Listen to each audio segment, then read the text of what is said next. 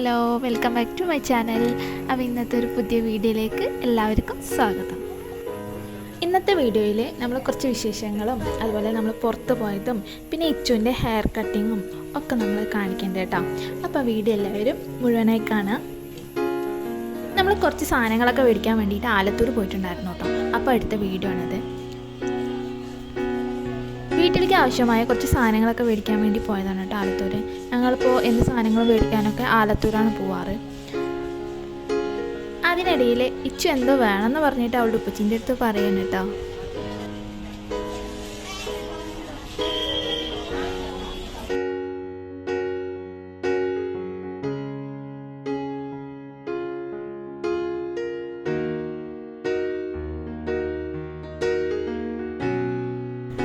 അങ്ങനെ സാധനങ്ങളൊക്കെ വാങ്ങിച്ചിട്ട് നേരെ പോയത് ഇച്ചുവിനെ ഹെയർ കട്ട് ചെയ്യാൻ വേണ്ടിയിട്ടാണ് കേട്ടോ. അവൾ പറയുക കുറേ നാളായിട്ട് പറയണം ഫ്രണ്ടിലേക്ക് മുടി വെട്ടണം എന്ന് പറഞ്ഞിട്ട്. അപ്പോൾ നേരെ പോയി ഇച്ചുവിൻ്റെ ഫ്രണ്ടിൽ ഹെയറൊക്കെ കട്ട് ചെയ്ത്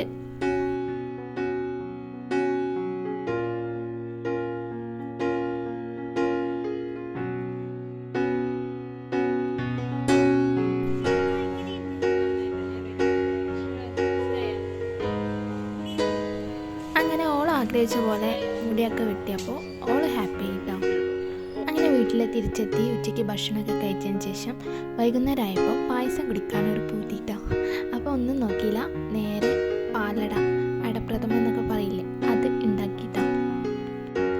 ആദ്യം കുറച്ച് അട എടുത്ത് നന്നായി കഴുകിയതിന് ശേഷം അതൊന്ന് വേവിക്കാൻ വെച്ചു. പിന്നെ വേറൊരു പാനിൽ പഞ്ചസാര ഇട്ട് നന്നായി ഒന്ന് മെൽറ്റ് ചെയ്തെടുക്കുന്നുണ്ട് കേട്ടോ.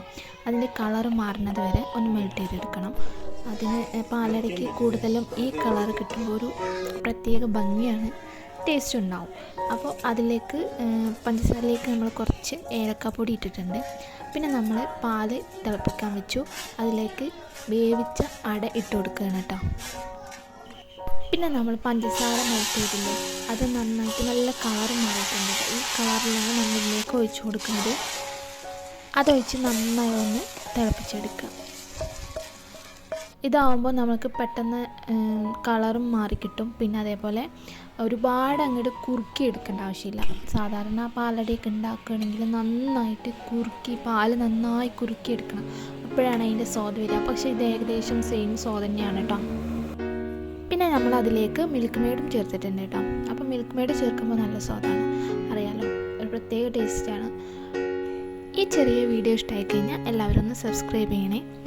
അപ്പോൾ അടുത്ത വീഡിയോ ആയിട്ട് കാണാം.